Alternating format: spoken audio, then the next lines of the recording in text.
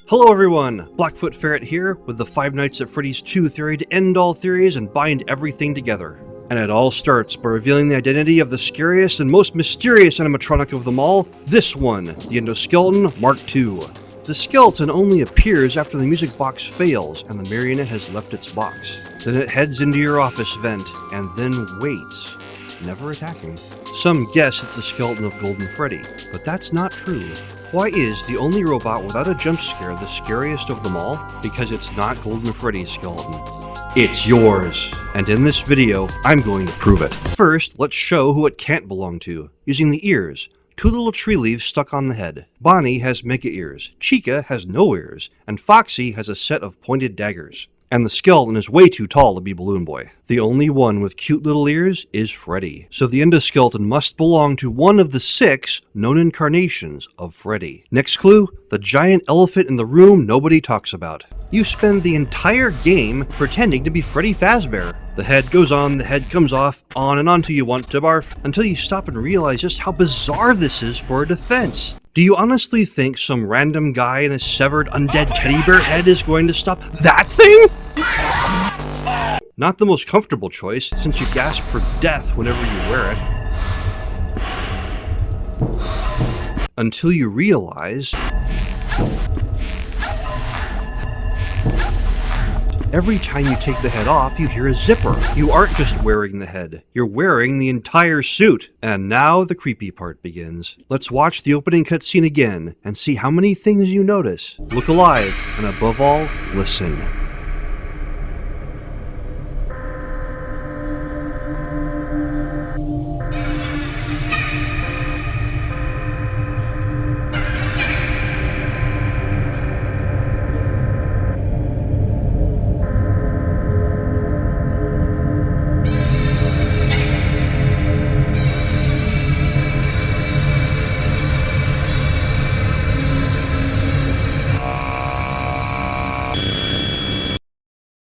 Item 1.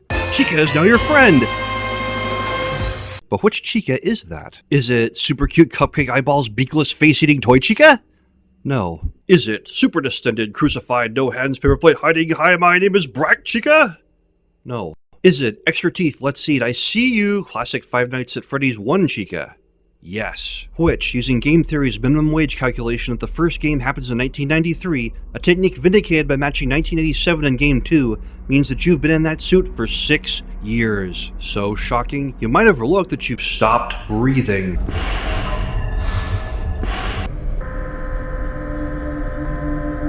And whenever you move your head, you hear an electric motor. Sometimes, when you die, you get tossed into one of several 8-bit minigames that puts you in the role of being one of the animatronics. Like your brain is now running on a classic Atari console, beginning and ending with the same electronic static that ends the cutscenes. Usually, though, death treats you to a charming picture of Freddy looking in satisfaction as he gazes at you through one of his own eye sockets. For it really is his eye socket. See the pattern of the nose, the color and texture of the fur? It's an exact match to your own mask. And to no other Freddy we know of. It's not old Freddy, not toy Freddy, and it certainly isn't Golden Freddy or even Shadow Golden Freddy. And while smiling death screen Freddy bears a strong resemblance to classic Freddy from Five Nights 1, it's not an exact match. Classic Freddy has blue human eyes, cheek freckles, that lovable handprint on his face, and is powered by the Mark I endoskeleton. Death screen Freddy has redder, more pristine fur without freckles, and judging by the metal bars under the eyes, is powered by our friend, the Mark II endoskeleton. The metal eye stalks are the same, the reflective metal eyelids are the same, even the gray eyes are the same, although Freddy's irises are slightly larger. But satisfied looking death screen Freddy is still a far better match than any of the others, and I will refer to him from here on out as the Freddy of Five Nights 3. Going back to the minigames in game theory, we know that Marionette was the first murdered child and the first to become a possessed animatronic seeking revenge. We also know that Marion has the power to bring souls trapped in suits back to life. He reanimated Freddy, Bonnie, Chica, and Foxy, and even Golden Freddy as well, but the last for a different reason. In the final between night cutscene, you wake up to find Marion gazing at you, staring intently, always moving in front of you, intently focused. It's clear they all know you're in there, and could easily kill you if they wanted to, but if they wanted to kill you, then Marionette wouldn't be bringing you back to life. But wait, if each Freddy traditionally has human eyes, why does Fazbear the Third have metal ones? Because your eyes never made it into the suit. On night 6 of the last week the pizzeria is open, Phone Guy informs you that you're going to be transferred to the day shift for the last scheduled event, a birthday party, and that you should stay as close as possible to the animatronics at all times to make sure they don't hurt anyone. The building is on lockdown because of the Golden Freddy suit murders, but the game is set in 1987, and the most fabled event in Five Nights history hasn't happened yet, which means the Bite of 87 must happen tomorrow. You, Jeremy Fitzgerald, went to that birthday party and were the best darn security guard they ever had.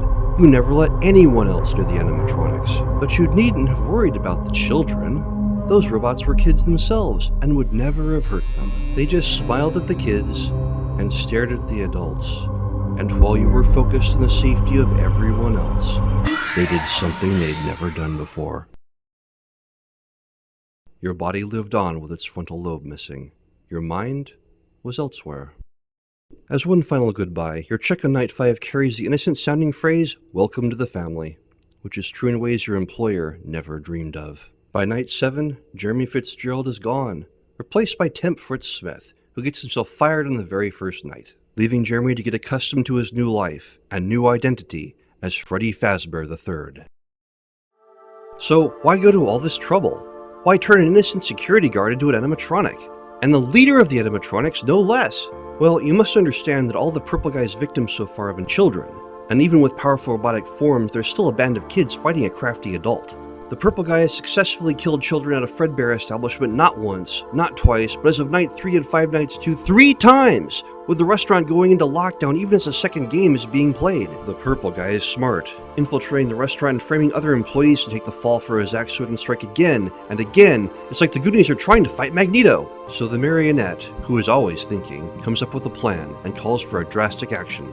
The animatronics are going to recruit an adult, someone already dedicated to keeping people safe, who's proved himself to be equally crafty and allied to join their cause, permanently.